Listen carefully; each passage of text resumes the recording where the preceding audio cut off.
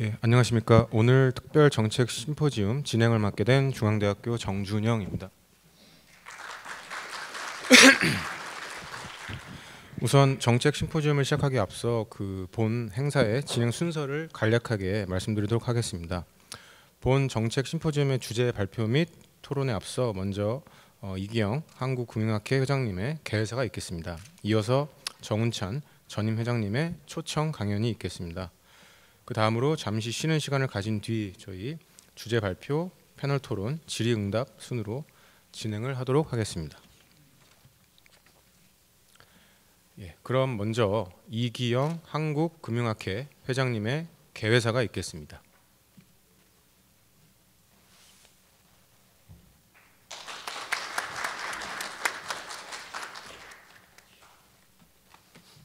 안녕하십니까. 한국금융학회장을 맡고 있는 이기영입니다. 제가 금융학회장으로 취임을 한 것이 엊그제 같은데 벌써 1년이 지나 이곳 신라의 고도 경주에서 정기 학술대회와 특별 정책 심포지움을 개최하게 된 것을 영광으로 생각합니다. 금융학회를 대신하여서 특별 정책 심포지움에 참석하기 위해 경주에 방문해 주신 여러분 모두를 환영합니다. 코로나 팬데믹 이후에 지난 30년간 잠잠했던 인플레이션이 대두되면서 미국 연준의 정책 금리 인상을 기점으로 시작된 전 세계 대부분 중앙은행의 금리 인상과 통화 긴축 정책은 경기 침체와 함께 금융시장의 위험성을 높이고 있습니다.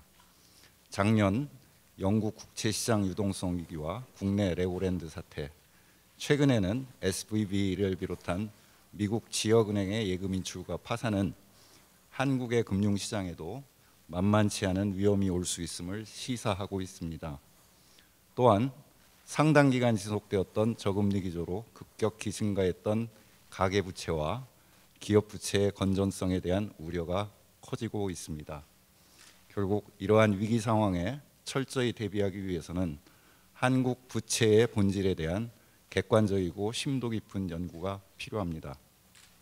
이러한 때에 저희 금융학회에서 특별 정책 심포지움을 통해 한국 부채의 진단과 해결이라는 주제로 우리 부채의 본질에 대해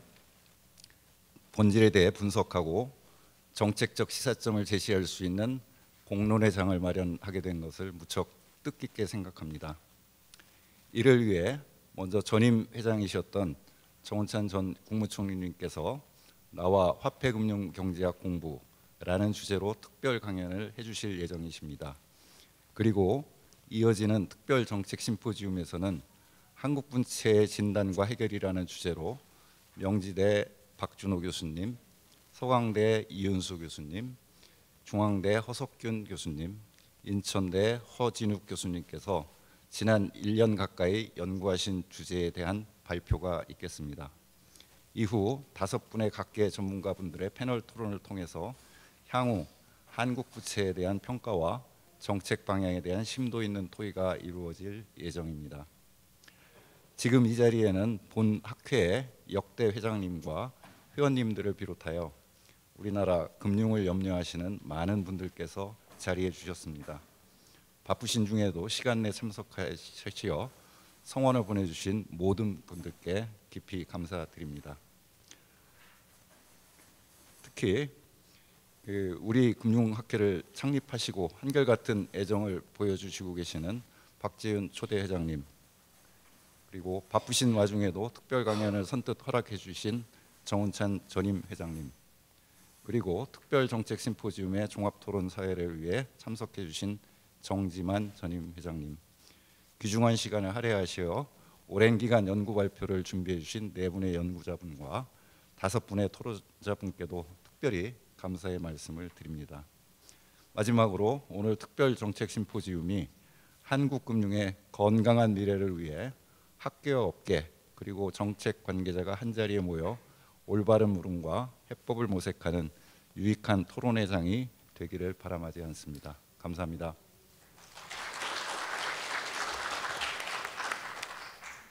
네, 감사합니다.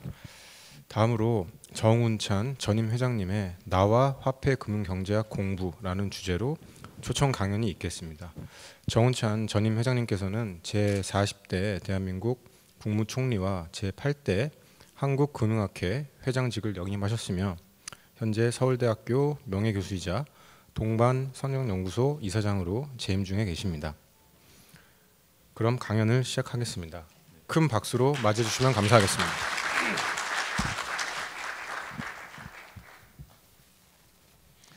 네, 방금 소개받은 정운찬입니다.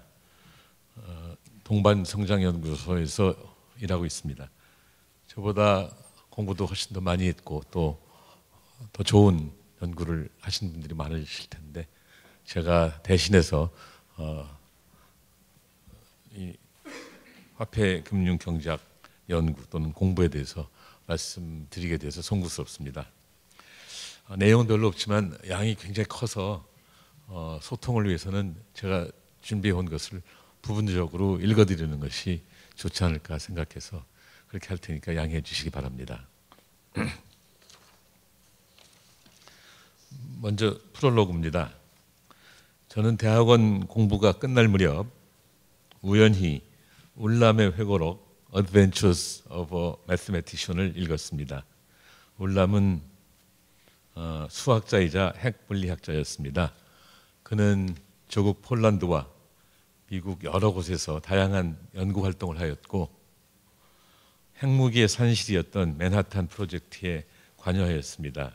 그의 변화무쌍한 일생이 매우 흥미로웠습니다. 그래서 저는 도서관에서 울람을 읽으면서 불현듯 언젠가는 나도 학문적 일생을 회고하는 글을 한번 써보고 싶다는 생각이 스쳤습니다. 이번 한국금융학회가 나와 화폐금융경제학으로 특별 강연을 요청해 왔습니다. 그러나 얼마 전 저는 제목을 나의 화폐금융경제학 공부로 바꾸었습니다. 시간 부족과 게으름으로 이번에는 글의 범위를 좁히기로 했기 때문입니다. 불언간 수정 보완해서 완성본을 만들고 제목도 원래대로 나와 화폐금융경제학으로 바꿀 생각입니다. 제가 교수 시절 발표했던 논문과 책들 가운데 우선 10편을 추려서 다루었습니다. 각 편마다 글의 주요 내용과 구성은 물론 이를 우리나라 경제의 시대적 상황이나 개인적 경험 등과 연결지어서 제 생각의 궤적을 소개하려고 합니다. 그 다음에 나의 화폐금융경제학 입문기를 소개하겠습니다. 저는 어렸을 때 동네 아주머니들 간의 대화에서 금융에 관한 이야기를 많이 들었습니다. 아직도 생생히 기억에 남는 말은 달러변이었습니다. 아마 달러는 아주 비싸다는 것을 의미하고 변은 변통을 의미하는 게 아니었나 생각하고 있습니다. 다시 말해서 개인 간 금융이 고리로 이루어지는 것이었을 것입니다. 당시 달러변은 월 10%의 이자율로 이루어졌습니다. 달리로 따져도 연 120%의 높은 이자율이었습니다. 한국이 고금리 국가라는 것을 공식적으로 처음 들은 것은 대학에서였습니다. 이현재 선생님이 화폐금융론 강의 첫 시간에 소개하신 한국 이자율의 특징은 저금리가 아니고 고금리다. 순금리가 아니고 역금리다였습니다. 고금리는 문자 그대로 이자율이 높다는 뜻이고 역금리는 공금융에서 대출 이자율보다 예금 이자율이 더 높다는 의미입니다. 실제로 1960년대 후반 은행의 대출 최고 이자율은 28%, 예금 최고 이자율은 30%로 역금리 현상이 일어나고 있었습니다. 그 후 저는 조순 선생님의 경제정책론 강의를 들으면서 토빈의 포트폴리오 이론을 어렴풋하게나마 이해하고 그에 입각한 화폐에 대한 수요 이론도 배웠습니다. 이것들이 본격적으로 화폐금융 문제 또는 화폐금융 경제학을 접하기 전 제가 배운 금융의 다입니다. 그 후 저는 1970년 2월 대학을 졸업하고 한국은행에 입행해서 1971년 8월까지 1년 7개월간 외환관리부에서 일하였습니다. 외환관리 업무 가운데 하나는 매일 다음 날의 환율을 결정하는 일이었습니다. 우리들은 각 외국환 은행의 외환 매입과 외환 매출을 합하여 총 매입이 총 매출보다 크면 외환 시장에서 외환 공급이 외환 수요를 초과한 것으로 파악하여 환율을 내리고 외환 매출이 외환 매입보다 크면 환율을 올리라고 하는 상층부에 제안하는 것이었습니다. 그때 우리들의 기준은 매입이 매출을 50만 달러 초과하면 환율을 10전 내리고 매출이 매입을 50만 달러 초과하면 10전을 올리라고 권고하는 것이었습니다. 한편 매입이 매출을 또는 매출이 매입을 크게 초과하는 경우에는 우리들의 권고는 환율을 크게 내리거나 올리라는 것이었습니다. 하지만 상층부가 환율을 크게 내리거나 올리는 결정을 내린 적은 없었습니다. 한국의 환율 제도는 고정환율제에서 1964년 변동환율제로 바뀌었다고는 하나 실제 변동률은 아주 미미하였습니다. 그러나 한국은행에서 마음 상하는 일도 많았습니다. 1970년 6월 12일은 한국은행 창립 20주년 기념일이었습니다. 한국은행은 통화주의의 태도인 시카고 대학의 밀턴 프리드만 교수를 초청해서 강연을 듣고 한은의 위상을 크게 높이고자 했습니다. 그러나 프리드만 교수는 한은의 기대와는 달리 한국은행에게는 아무런 도움도 되지 않았습니다. 그는 미국 대공황의 원인이 미국 중앙은행격인 연방준비제도의 무리한 통화 수축 때문이라고 비판했었고, 아예 1913년 출범한 연방준비제도를 탐탁하지 않게 여겼으며 뉴스윅에 쓴 한 칼럼에서 제2차 대전 후 신생국들이 왜 모두 국기, 국영항공사 그리고 중앙은행을 가지려 드느냐고 의문을 제기하기도 했었습니다. 또 하나 안타까운 점은 한은 창립 때와는 달리 5.16 후에는 한국은행의 위상이 크게 떨어져서 한국은행은 재무부 남대문 출장소로 불렸을 정도가 됐다는 사실이었습니다. 그 다음에 미국 유학 시절을 소개하겠습니다. 저에게 미국 유학을 권유하신 조순 선생님은 저보고 가능하면 프린스턴으로 가고 거기서 국제경제학의 바이너 교수 또는 경제발전론의 루이스 교수에게 지도를 받으라고 당부하셨습니다. 1972년 9월 프린스턴에 도착해 보니 바이너 교수는 이미 1년 전에 세상을 떠나셨습니다. 저의 선택은 자연히 루이스 교수밖에 없었습니다.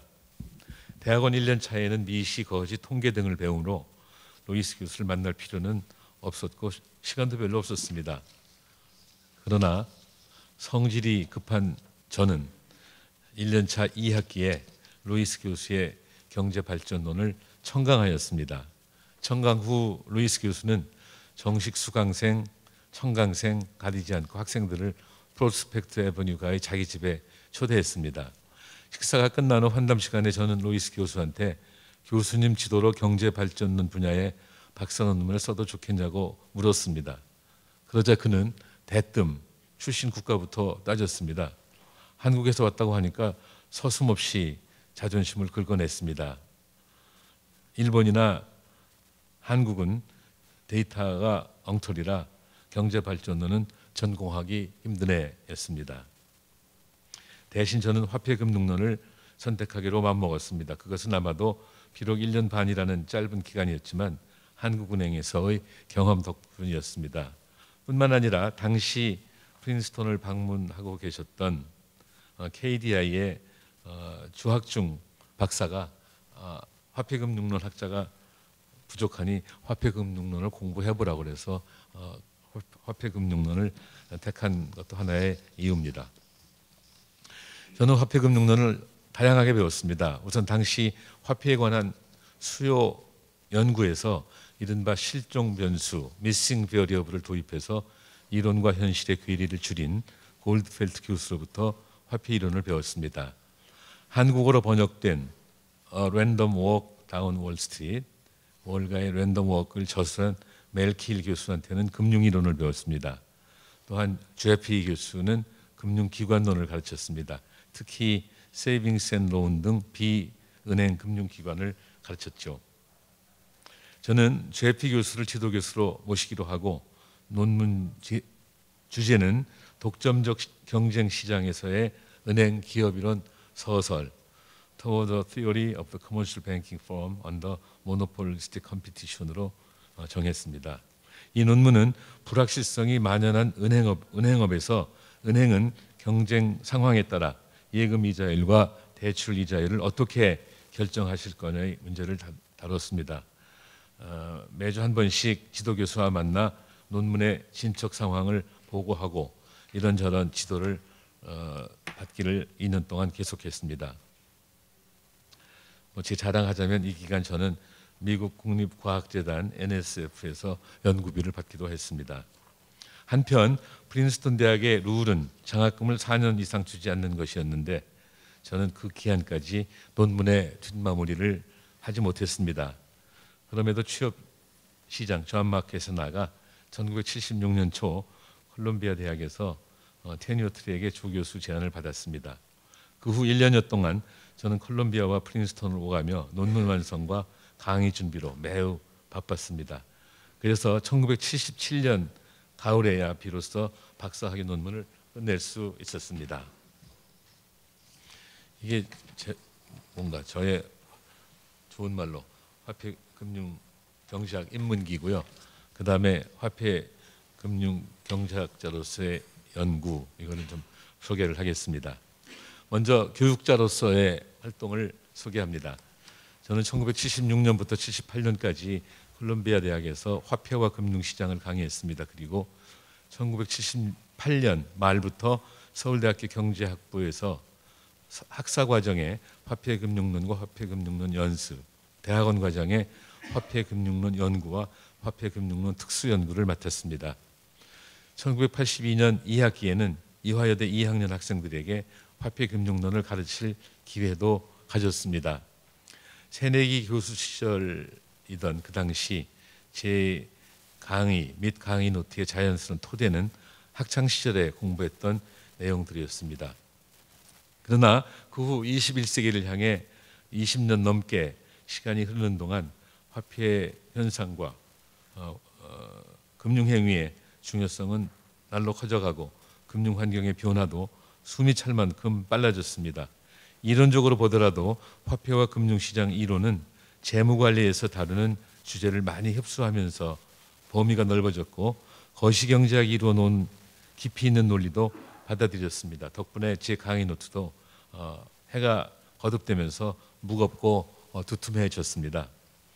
대학생을 가르치면서 저는 학생들에게 복잡한 이론보다는 현실 문제를 많이 소개함으로써 이해를 쉽게 하도록 하였으며 학생들의 지적 호기심을 자극하기 위해 노력하였습니다. 한편 대학원생에 대한 교육은 현존하는 경제학의 패러다임을 학생들에게 터득시키는데 그 1차적 목적을 두었습니다. 저는 궁극적으로는 대학원생들이 독자적으로 패러다임의 정리, 개선, 변혁 등을 도모할 수 있게 도와줌으로써 이들을 예비 경제학자들로 만들어 공동 연구를 도모하는 데 교육의 목적을 두었습니다. 저는 대학생과 대학원생의 화폐금융론을 가르치면서 경제학 연구 입문과 화폐와 금융시장의 공저자 또는 저자로 참여하였습니다. 죄송합니다. 먼저 경제학 연구 입문을 소개합니다. 1970년대 말 80년대 초 서울대학교 경제학과는 박재윤 교수님이 주도하셔서 교육 및 연구의 환골 탈퇴를 위해 교수 15명의 공동 참여로 경제학 연구 입문을 펴냈습니다. 그 목적은 경제학의 각 분야에 대해서 연구 대상과 방법, 이론의 발전 과정과 현재 이론 체계, 그리고 최근의 연구 동향을 정리해서 소개하고 각 분야의 주요한 참고 문헌을 주제별로 정리함으로써 연구자의 부담을 다소나마 덜어주기 위한 것이었습니다. 이 책은 서장을 포함해서 총 15장에 걸쳐 경제학의 거의 모든 분야를 망라한 내용을 담고 있는데 저는 화폐 경제학을 맡았습니다. 자고로 잘 나가는 경제학자 치고 화폐와 금융에 대해서 말 안 하는 사람은 아무도 없었다고 생각합니다.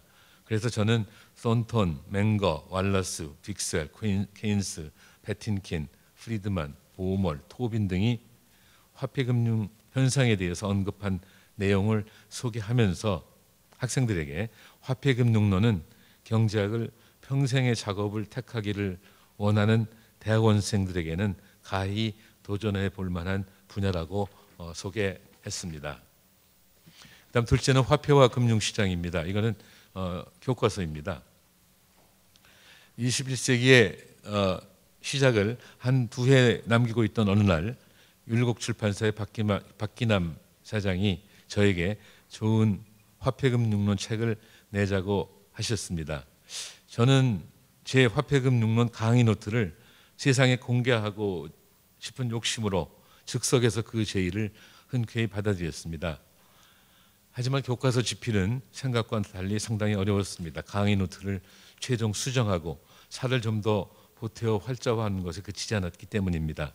급변하는 금융환경과 그에 따라 변하는 주제의 다양성으로 범위는 어떻게 잡고 또 쉽고 어려운 정도는 어떻게 정할지 등의 문제가 여간 어렵지 않았습니다. 이 작업은 2000년 봄, 여름에 걸친 수개월 동안 이루어졌습니다. 2000년 8월 간행된 화폐와 금융시장 초판은 이러한 저의 고심과 땀의 결실이었다고 자부합니다. 이후 저는 학생과 동료들의 지적을 받거나 스스로 부족하다고 생각한 부분을 개선하고 우리나라의 새롭게 변하는 현실을 반영하면서 지금까지 개정 작업을 해서 현재 6판이 나왔습니다. 그다음 지루하더라도 그때 경험을 또 좀 말씀하겠습니다. 이 책이 출간된 지 7년이 지난 2007년 제3판을 출간했습니다. 사람 나이로 치면 7살을 맞이한 셈이죠. 어린이가 이 나이쯤 되면 때묻지 않은 눈으로 세상을 있는 그대로 보고 보이는 그대로를 해석합니다. 어린이만이 가질 수 있는 순수와 직관을 서정 시인 월즈워스는 어린이는 어른의 아버지라고 노래하며 경이로워했습니다. 화폐 경제학자에게도 순수와 직관은 소중한 자산입니다. 올바른 도구를 통해 현실 세상을 있는 그대로 바라보고 편견 없이 정책 처방을 내려야 하기 때문입니다. 더욱이 21세기에 들어와 국내외 화폐금융의 현실이 나날이 가속적으로 변화하고 있었으므로 그 이면의 동인을 파악하고 현상을 이해하며 앞날을 전망하는 일은 이전보다 훨씬 더 어렵고 중요해졌습니다. 저는 당시 서울대학교 총장으로 재직 중이었으므로 개정 작업에 본격적으로 참여하기는 어려웠습니다. 그래서 순수와 직관을 나와 함께 나누며 책을 새롭게 구상하고 준비할 공동 저자로 국립경상대학교의 김홍범 교수를 맞이하였습니다. 이 3편에서의 가장 큰 변화는 화폐금융의 과제를 크게 물가 안정과 금융 안정으로 파악하고 책의 전편을 통해서 그러한 과제를 균형 있게 다루었다는 점입니다. 이 책이 처음 나온 2000년만 해도 금융 안정의 문제는 정책적 중요성만 국내외적으로 크게 부각되어 있었을 뿐 학사 과정의 교과서에서 본격적으로 다루기에는 이론화의 정도가 미진했고 정책 경험에 대한 체계적 이해도 흡족하지 못한 상황이었습니다. 그러나 이후 7년 동안 금융 안정 분야의 이론과 정책에 대한 지식이 국내외에서 급속히 촉진되어 왔습니다. 이제는 화폐금융론 교과서가 이 분야의 기본 이론과 정책을 소개할 때가 된 것입니다. 제3판이 출간될 당시 시장의 초기 반응은 기대 이상이었습니다. 우리가 시도한 새로운 변화를 수많은 학생들과 동학들이 호의적으로 반겨준 덕분입니다. 곧이어 글로벌 금융위기가 온 세상을 덮치면서 이 책은 시장에 더 많은 사랑을 받게 되었다고 자부합니다. 그 후 2022년 출간한 제6판을 위해서 저는 고려대학교의 김진일 교수를 제3 저자로 초청했습니다. 제2저자 김홍범 교수가 2022년에 정년을 맞는다며 제3저자를 영입하자고 제안했기 때문입니다.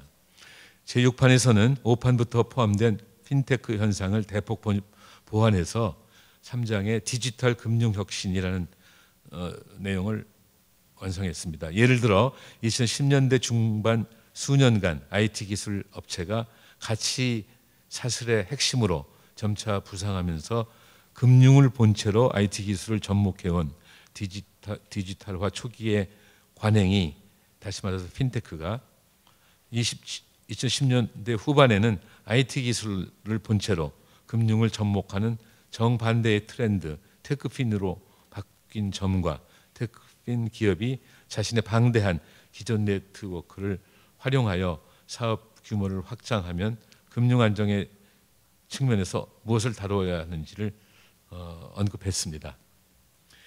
이것이 제 교육적인 측면의 제 소개라면은 이제는 본격적으로 연구를 소개하겠습니다. 먼저 화폐금융경제학 연구를 갖고 한 두세 개 소개를 하려고 합니다. 먼저는 저는 처음부터 화폐경제학의 역사를 좀 심도 있게 공부하고 싶은 욕심이 있었습니다만 아직까지도 성공은 못하고 있었으나 1987년 경제논집에 화폐경제학사 서설 19세기의 반화폐 수량적 사고를 중심으로 이런 글을 하나 썼었는데 간단히 좀 소개를 하겠습니다. 1980년대 화폐금융론의 가장 큰 쟁점 중 하나는 화폐 수량설에 대한 것입니다. 당시 화폐 수량설은 케인스 이론을 비판하면서 다시 화폐금융론의 지배적인 위치를 차지하고 있었습니다.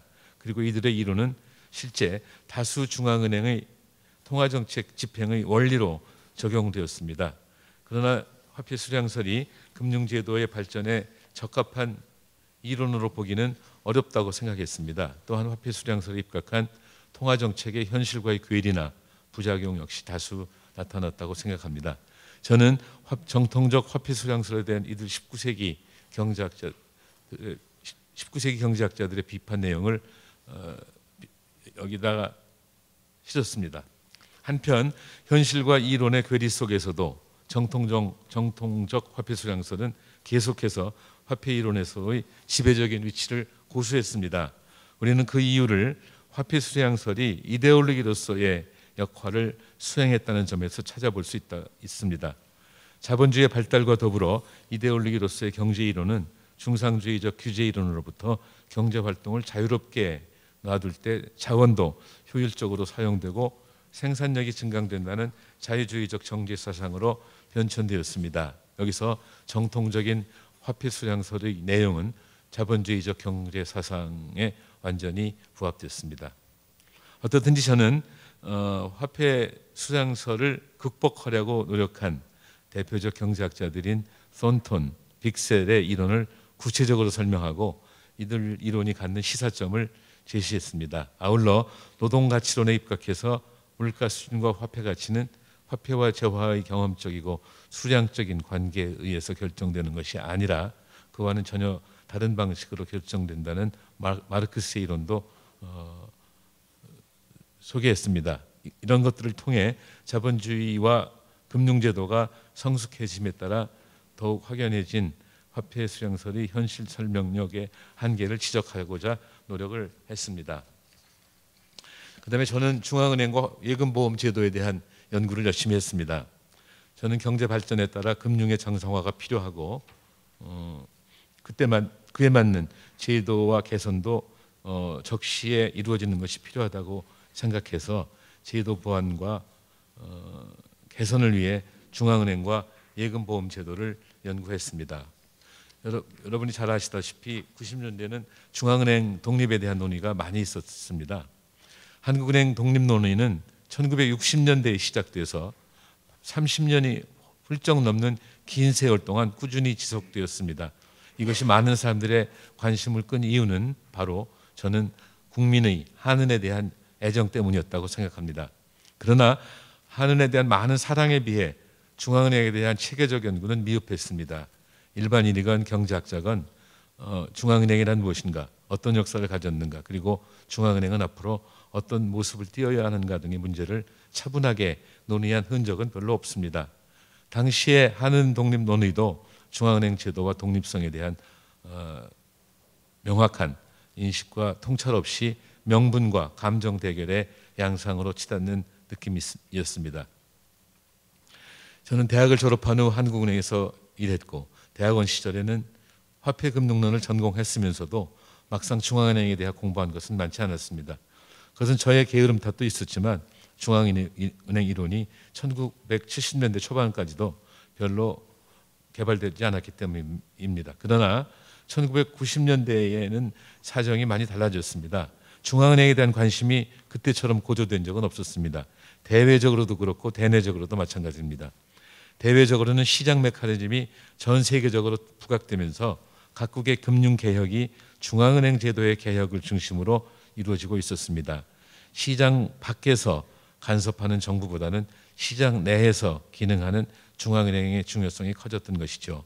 대내적으로는 외연적 성장, 한국에서 대내적으로는 외연적 성장, 익스텐시브 그로스를 청산하고 내연적 성장, 인텐시브 그로스를 추구하려면 금융 정상화가 필요하다는 인식과 함께 중앙은행 제도의 개편이 본격적으로 논의되기 시작했습니다. 그리고 과거에는 역사와 제도의 언급에만 머물고 있던 중앙은행론이 경제 이론을 본격적으로 응용하게 되었습니다. 이러한 상황의 전개가 저에게 중앙은행 연구의 필요성을 일깨워 주었습니다. 저는 1980년대 중반부터 서울대학교 경제학과 대학원의 화폐금융론 특수연구 시간을 통해 중앙은행론을 공부하고 강의해 왔습니다. 이 강좌에서 저는 썬튼, 베지헛, 세이어스, 굿하트 등의 저작은 물론이려니와 1970년대 이후 구미 또는 한국에서 발표된 중앙은행에 관한 문헌을 학생들과 함께 읽었습니다. 그리고 한국의 중앙은행인 한국은행의 역사, 조직, 독립성에 관해서 학생들과 활발한 토론을 벌였습니다. 이 책은 이 클래스에서의 독서와 토론의 산물이라고 해도 과언이 아닙니다. 다음에 그걸로 성에 안 차서 중앙은행론 책을 한번 번역했습니다. 그 책은 2003년에 나왔습니다. 중앙은행의 이론과 실제입니다. 저는 사실 학술 서적이나 학술 잡지의 번역을 무의미한 것으로 생각했었습니다. 번역해 봤자 문외한들은 거들떠보지도 않을 것이고 관심 있는 전문가들은 외국어에 능해서 구태여 번역물을 읽을 필요가 없다고 여겼던 것이죠. 그러나 외국어 능력에는 한계가 있기 마련이어서 전문가들조차도 번역된 서적이나 잡지를 선호한다는 것을 알게 되었습니다. 또한 때로는 비전문가들도 쉽게 씌어진 전문 서적을 찾는 걸 보았습니다. 그래서 학술 서적이나 잡지의 번역이 중요할 수 있다고 생각을 바꾸게 되었고 2003년 중앙은행의 이론과 실제를 김홍범 교수와 공역하였습니다. 블라인더 교수의 중앙은행의 이론과 실제 Central Banking in Theory and Practice는 90년대 말에 출간되었습니다. 거시경제학자가 미국 연방준비제도 이사회 부의장을 지낸 경험을 토대로 중앙은행은 어떤 곳인가 또 어때야 하는가를 적어놓은 이 책은 제가 보기에는 썬톤의 책, 베지헛의 책, 또 세이어스 책 그리고 굿하트의 버금가는 훌륭한 책이라고 평가받을 만하다고 생각합니다. 블라인더 교수는 나중에 The Quiet Revolution이라는 책, 소리 없는 혁명도 펴냈죠. 제가 앨런 블라인더 교수한테 거시경제학을 배워서 좀 편견이 있는지는 모르니까 양해해 주시기 바랍니다. 이것도 역시 우리 학생들의 학부학생이나 대학원 학생들의 도움을 많이 받았습니다. 저는 1999년부터 3년간 서울대학교 경제학부에서 4학년 졸업반 학생들을 대상으로 화폐금융론 연습을 개설하고 학생들과 함께 이 책을 읽고 또 읽었으며 중앙은행에 관한 토론도 많이 했습니다. 그 과정에서 학생들이 이 책을 번역하자고 제안해서 아주 조그만 책입니다. 그들에게 번역물을 학기말 리포트로 제출하라고 했으며 나중에 일일이 다 고쳐주었습니다. 이와 거의 같은 때에 김홍범 교수가 독자적으로 이 책을 번역해서 자신의 원고를 저에게 보내왔습니다. 오랫동안 중앙은행에 관심을 가져왔던 그는 굿하트 교수의 The Evolution of Central Banks를 중앙은행의 진화로 해서 번역했던 터였습니다. 저는 당장 그에게 같이 번역서를 내자고 제안했고 그도 이 제안을 흔쾌히 받아주었습니다. 이 번역서가 바로 그 결과물입니다. 그 후로 두 번째 나온 The Quiet Revolution에서 블라인더 교수는 굉장히 중요한 거라고 생각하는데 중앙은행의 독립성은 정부 내에서의 독립 못지않게 금융시장으로부터의 독립도 중요하다고 역설 그리고 또 역설을 했습니다. 그 후 1년간 우리들은 모두 3차례에 걸쳐 원서와 번역 원고를 처음부터 끝까지 대조해가며 꼼꼼히 검토하였습니다. 문장 바이 문장으로 검토했습니다. 이 과정에서 블라인더 교수와 여러 번 편지를 주고받으며 책의 내용에 대해서 질문하고 답을 얻었으며 때로는 미심적인 것이나 오타까지 지적했습니다. 우리들은 이 번역서의 출간을 위해 결코 적지 않은 시간과 세심한 노력을 투입했습니다. 이 책은 안으로는 통화정책의 수립과 집행을 둘러싼 중앙은행인의 사고방식 및 행동을, 밖으로는 중앙은행의 독립성을 다룸으로써 중앙은행이 갖추어야 할 대내적 기능과 대외적 위상을 제시하고 있습니다. 이 책을 전반적으로 관료하는 주제는 통화정책입니다. 그는 이 주제를 통화정책의 목표와 수단, 통화정책 수단의 선택과 이용, 그리고 중앙은행의 독립성이라는 3개의 소주제로 차근차근 풀어나갔습니다. 그 다음으로 예금보험 없는 책을 소개하겠습니다. 시간이 너무 많이 갔는데 빨리 하겠습니다. 그래서 지금 고문관이 지켜보고 있는 것 같습니다. 제가 미국으로 유학 가서 놀란 것은 한두 가지가 아니었지만 그중에서도 가장 두드러진 것은 신용사회의 발달 사항을 꼽을 수 있습니다. 입국한 지 얼마 안 된 외국 유학생에게 수표책을 발급하는 것을 보고 미국이 고도로 발달한 신용사회가 아니고서는 이런 것 살 수 있는가 하는 것을 느꼈습니다. 또한 저는 아직도 그 은행 문 앞에 걸려있던 우리 은행은 연방예금보험공사의 회원이다라는 간판을 기억합니다. 제 손에 쥐어진 수표책만큼이나 예금보험이라는 단어는 저에게는 생소하기 그지없었습니다. 말할 것도 없이 예금보험은 금융기관이 파산했을 때 예금보험기구가 예금주에게 원금 또는 원금과 이자를 전액 또는 부분적으로 보상해주는 제도입니다. 나아가 이러한 예금 보상을 통해서 예금주를 안심시킴으로써 금융제도의 안정성을 확보하고자 하는 제도입니다. 저는 미국에서 예금보험에 대해서 피상적으로만 공부했습니다. 그러나 1980년대 중반부터 미국에서는 금융기관의 도산이 빈번해지고 한국에서도 금융자율화가 진전됨에 따라 은행도 망할 수 있다는 인식이 퍼지면서 여기에 대한 공부를 많이 했고 서울대학교 대학원 박사과정 학생들과 예금보험에 관한 문헌을 읽고 토론했습니다. 그때 공부한 것이 책에 많이 반영됐습니다. 그때 화폐금융론 특수연구 학생들의 도움을 많이 받았다는 얘기죠. 또한 저는 여기 계신 몇 분 계시지만 1990년대 초반 당시 비록 제2금융권에 그쳤지만 한국의 유일한 명시적 예금보험 기구였던 신용관리기금의 위탁을 받고 2차례에 걸쳐 예금보험에 대해서 연구할 기회가 있었습니다. 하나는 김대식 교수 한양대학, 김용진 교수 동덕여대와 함께한 예금보험 제도의 평가 및 개선 과제였고 또 하나는 김대식, 김용진 교수뿐이 아니라 홍익대학의 전성인 교수, 한국경제연구원의 좌승희 박사, KDI의 최범수 박사와 같이 한 금융환경 변화와 예금보험 제도의 발전 방향이었습니다. 두 편의 연구 결과가 이 책의 일부를 이루고 있음은 물론입니다. 2차례의 연구에 참여한 모두에게 감사를 드리며 그들이 공헌한 많은 부분을 일일이 명시하지 않고 인용한 것도 있었음을 밝혀둡니다.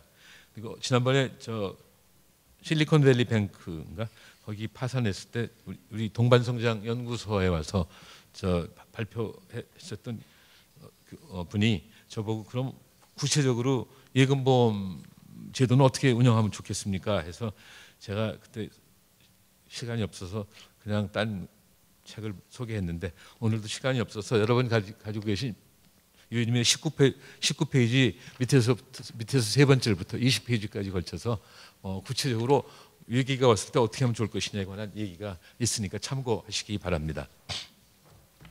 그다음에 이제 금융뿐이 아니라 경제 전체에 대해서 고려하면서 공부를 한 것을 좀 소개를 해야 할 텐데 이게 간단하지가 않네요. 빨리빨리 하겠습니다. 우선 제가 우선 이걸 먼저 말씀드리겠습니다. 저는 학생과 후학에게 한국 현실에 관심을 갖고 공부할 것을 항상 주문했습니다. 경제학이라는 사회과학에 대한 연구는 자신이 속한 사회를 이해하는 것이 전제되어야 하므로 연구전 항상 자신이 사회와 유리되어 있지 않는지 경계하고 사회의 목소리를 경청해야 한다고 했습니다. 그래서 1980년대에 제가 공부한 게 있고 90년대 후반에 공부한 게 있는데 이거는 따로따로 말씀을 드리자면 제가 처음으로 한국을 대상으로 화폐 및 금융시장에 대해서 공부하고 발표한 거는 1982년에 경제논집에 나온 전환기에선 한국금융의 진로입니다. 당시 서울대학교 경제연구소는 1982년 한국경제의 구조 변화에 관한 연구라는 심포지움을 개최하고 배무기, 임종철, 한승수, 정영일 선생 등과 함께 제가 이 심포지움에 참여해서 금융 부분을 감당했습니다. 이건 경제가 굉장히 어려운데 경제에 관한 여러 가지 변화가 있어야 될 뿐만 아니라 금융도 변화해야 되겠다 해갖고 22페이지 앞부분에 있는 이 심포지움의 취지를 여러분들이 읽어보시면 금방 아실 수 있을 것이고요. 저는 그 당시 그 글의 논의는 다음 세 가지 기본 관점에 입각하였습니다. 첫째, 금융제도와 그 운영은 실물 경제와 분리해서 생각할 수 없다. 둘째, 1962년부터 20년간의 한국 금융의 전개 과정은 점진적인 금융의 자율성 상실 과정이다. 셋째, 한국의 금융 정책은 일관성이 없다. 그래서 앞으로 좀 고쳐야 되겠다는 것이 그 논문에 쓰여 있고요. 그다음에 제가 여태까지 공부한 중에서 제일 보람이 있는 거는 금융개혁론이라는 책입니다. 저는 이걸 저 열심히 한 거고 누구한테 보여줄 때 별로 큰 부끄럼 없이 보여줬습니다. 딴 거는 머뭇머뭇하고 보여준 게 많이 있는데 이거는 자신 있게 보여드렸다고 생각합니다. 집필 배경은 22페이지 금융개혁론이죠. 1990년대 초 한국 금융은 심각한 구조적 위기에 직면해 있었습니다. 예를 들면 돈 장사를 하는 은행이 순금리 수입으로 인건비도 제대로 충당하지 못했죠. 그 이유는 은행이 안고 있는 부실 채권이 천문학적 숫자로 누적되어 있었기 때문입니다. 증권시장 또한 몇 년간의 반짝 경기 후 빈사 상태에 빠져버렸습니다. 엎친 데 덮친 격으로 외국의 개방 압력이 과거 어느 때보다도 강했습니다. 또한 실물 부분이 굉장히 약했습니다. 그런데 금융개혁에 관한 논의는 그때만의 일이 아니고 그 이전에도 경제가 어려움에 처할 때마다 항상 있어 왔지만 별로 본격적으로 이루어진 것은 없고 이것을 문제를 인식하지 그것은 문제가 인식되지도 못했고 인식했다 할지라도 성의가 없이 개혁론을 했기 때문에 그런 게 아닌가 생각이 들지만 1990년대에 들어와서 한국 금융이 처한 상황은 단순한 어려움이라기보다는 일대 전환 국면이라는 인식이 광범위하고 심각하게 확산되었습니다. 이에 따라서 정책 당국이 금융개혁에 임하는 자세는 처음으로 잠옷 진지하게 보였습니다. 그래서 그 주요 내용은 이렇게 24페이지인데 이 책은 금융개혁에 관한 제 생각을 총망라하여서 정리한 것입니다. 자평한다면 이 책은 제가 지금까지 쓴 책 가운데 정성을 가장 많이 쏟은 것입니다. 저는 이 작업을 위해서 1989년 그리고 90년에 걸쳐 2년의 시간을 풀로 투자했다고 생각합니다. 당시에 저의 주장을 간단히 요약하면 이겁니다. 첫째, 한국 금융은 아주 비정상적인 상황에 처해 있기 때문에 제도면과 의식면에서 많은 개혁이 필요하다. 그 가운데서도 여러 가지 불필요한 규제의 철폐, 부실 채권의 처분, 인력 자원의 양성과 함께 경직적인 화폐 수량설적 사고로부터의 해방이 화급하다. 그때야 비로소 대출 심사의 자율권으로 표현되는 금융 자율화가 확립될 수 있을 것이다. 둘째, 금융시장의 개방은 한 번 약속한 것은 꼭 지키되 가장 보수적인 관점에서 접근해야 된다. 셋째, 한국은행의 독립은 정부 내에서의 독립이어야 하며 금융통화위원회건 금융통화 운영위원회건 간에 금융에 관한 권한을 많이 주되 금융감독 체계는 권력 분립의 원칙에 입각해야 한다. 넷째, 통화량보다는 이자율을 금융정책의 지표로 삼아야 하며 이자율은 신축적으로 움직이게 하되 고금리보다는 저금리를 목표로 해야 한다고 했습니다. 여기 상당히 컨트로버셜한 얘기가 여기 많이 있습니다. 그걸 제가 압니다. 이와 같은 결론은 사실상 화폐금융론의 모든 분야 그리고 한국 경제를 바라보는 가치 판단과 관련되어 있었습니다. 저는 이 책에서 제가 선호하는 이론과 제 나름대로의 가치 판단을 가능한 한 진솔하게 표현하고자 노력했습니다.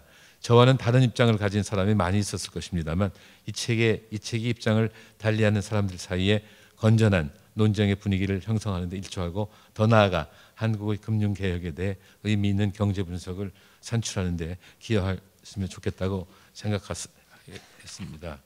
그때 이걸 여기 딴 때 얘기하는 이때 진로문화재단이라고 하는 문화재단에서 저한테 2년 동안 연구비를 많이 줬습니다. 저 그 당시로서는 또 대학 교수한테는. 그래서 여기 고맙다는 아크날리지먼트를 여기다 써놨습니다. 그 다음에 저 25페이지에는 신경제의 금융조치들이라는 논문은 제가 좀 감정이 들어가 있는 겁니다. 여기 박재현 선생님도 좀 계시지만 1992년에 임명돼서 한국은행에 가서 열심히 일하시던 조순 선생님을 김영삼 대통령이 바꿔버리셨어요. 그래서 그때 저 상당히 어떻게 이럴 수가 있나 이런 당황함을 느꼈으나 하여튼 그 어떻든지 간에 선생님 그때 그래서 제가 이 글은 그때 쓴 글인데 이 글은 그 배경에서 나온 것이고 저는 김영삼 정부의 금융 조치를 비판적으로 평가하면서 한국 금융의 정상화를 위한 구체적 과제를 검토하였습니다. 이렇게 말씀드릴 수 있습니다. 그다음에 이제 위기 극복을 위한 대안 모색이 있는데 이걸 어떻게 하면 좋을까?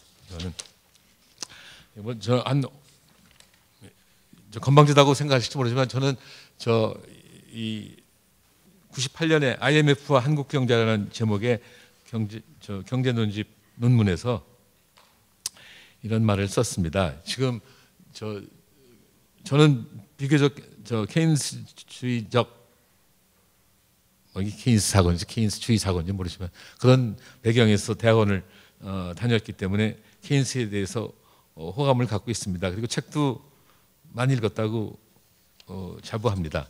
그러나 소위 선진국에서 말하는 케인스주의라고 하는 것은 미시는 괜찮은데 또는 시장은 잘 발달되어 있는데 완벽하지는 아니지만 시장은 상당히 발달되어 있는데 거시적으로 문제가 있을 때 거시적 방법으로 이걸 좀 고치자 하는 것이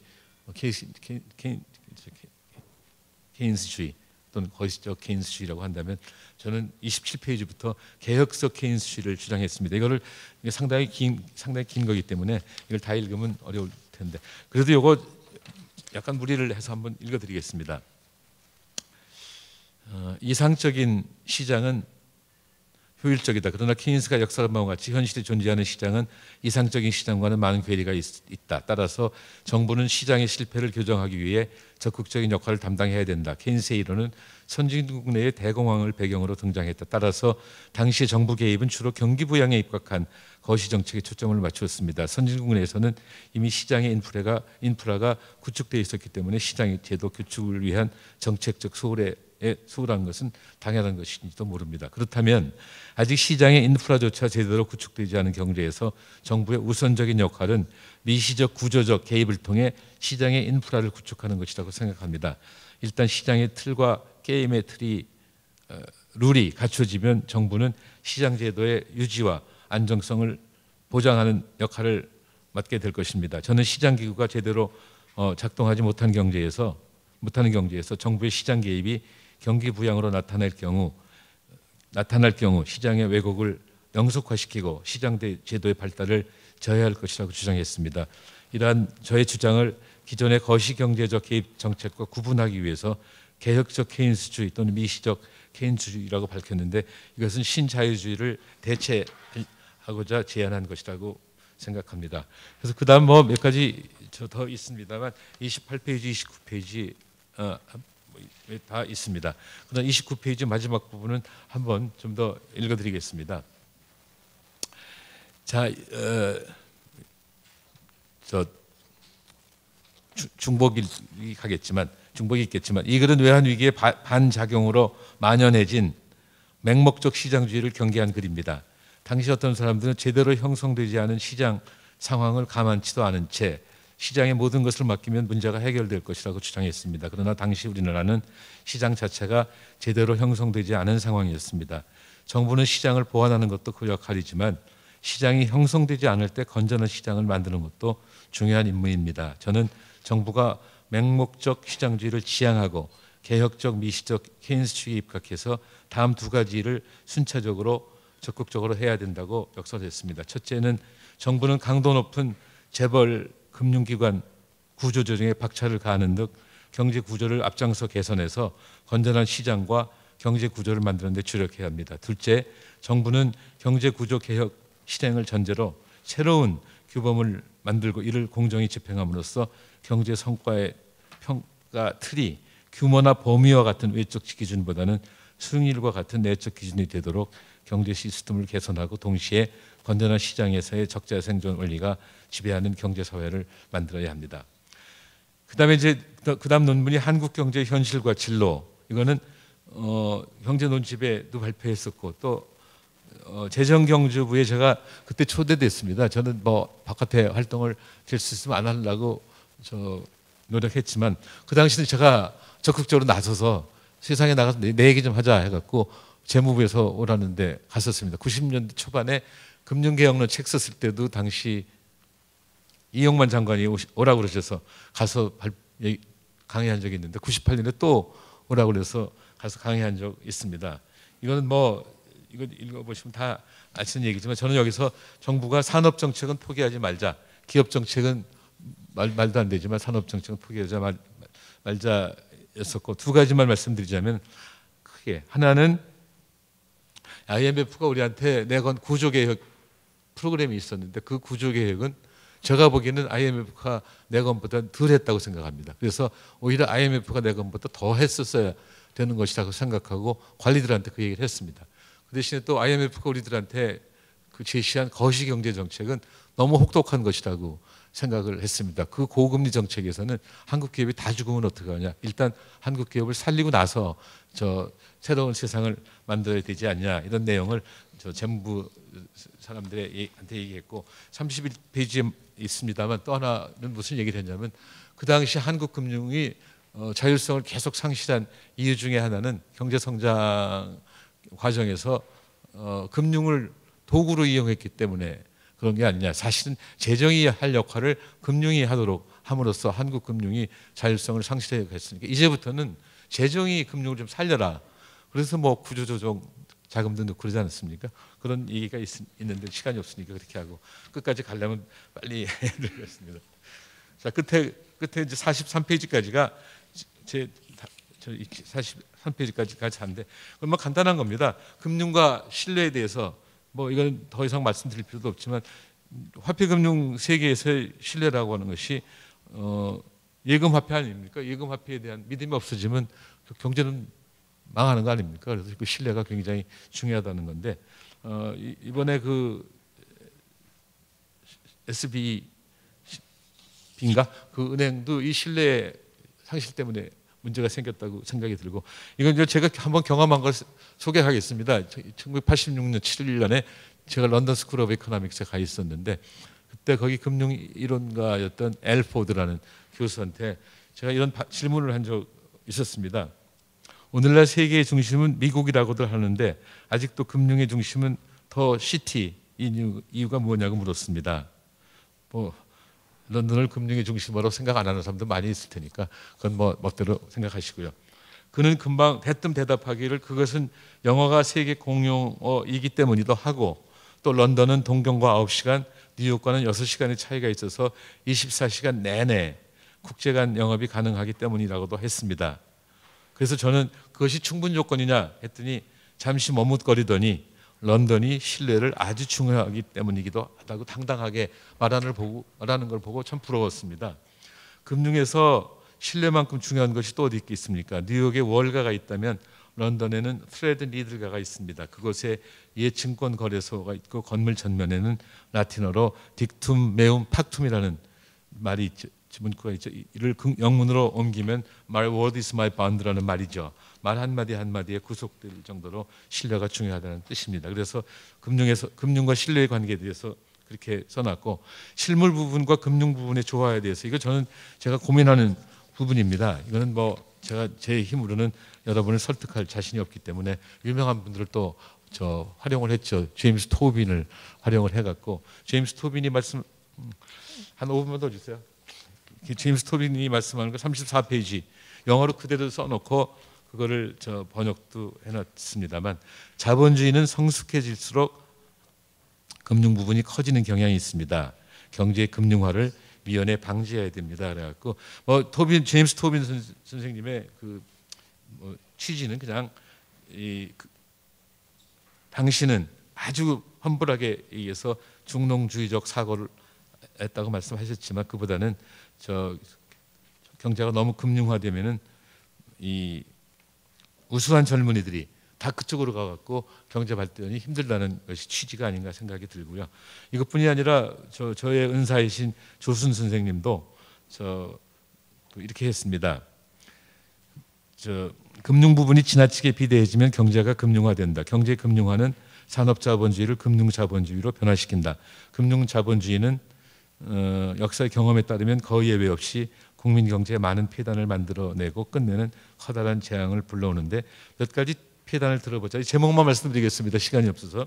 35페이지에 첫째, 금융화된 경제는 돈 내고 돈 먹기 경제, 즉 카지노 경제를 가지고 오고, 그 경제는 금융자산 가격에 거품을 조성합니다. 거품은 커지기 마련이고 그 절정에 달하는 것이 바로 금융위기입니다. 그래서 한국은 뭐 이런 데서 자유롭냐? 그렇지 않다. 이런 말씀을 36페이지, 37페이지에 걸쳐서 했고요. 37페이지에 또 가서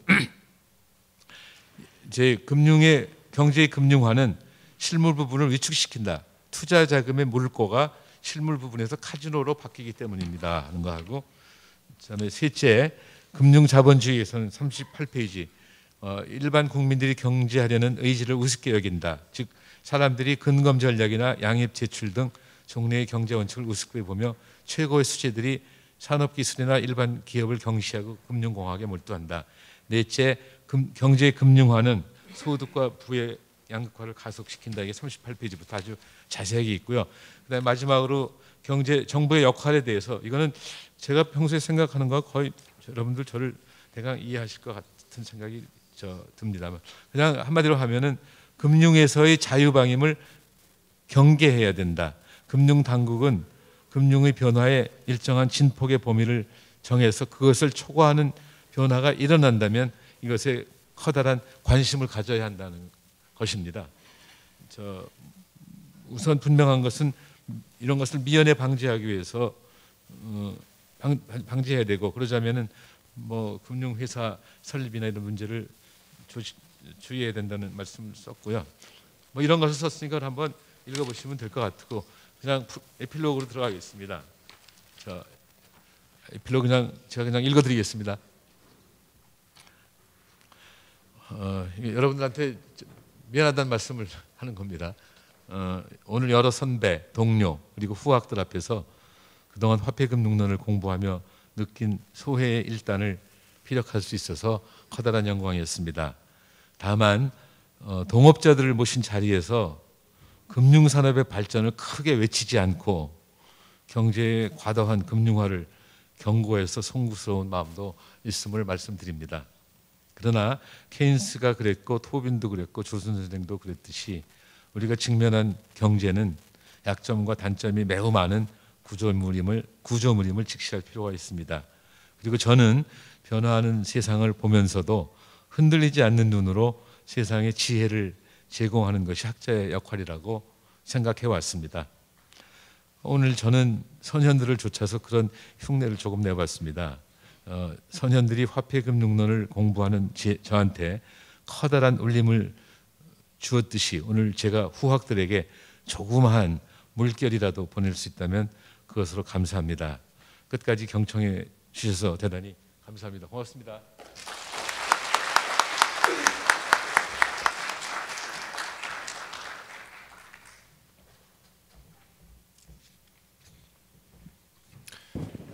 예, 다시 한번 감사드립니다. 그럼 이것으로 개회식을 모두 마치고 10분간 휴식 시간 이후 특별 정책 심포지움을 시작하도록 하겠습니다.